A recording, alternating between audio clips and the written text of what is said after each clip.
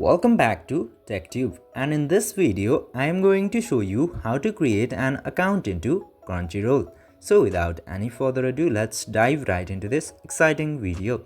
Now, in order to create an account in Crunchyroll, just simply download Crunchyroll application and open the application. And now it will give the option to create account at the bottom. Just simply click into create account and then enter your email address into this upper box and set up a new password into this second box. Then after that, if you want the latest Crunchyroll information, offers and news, just simply check this box and click to create account. Let me do it real quick.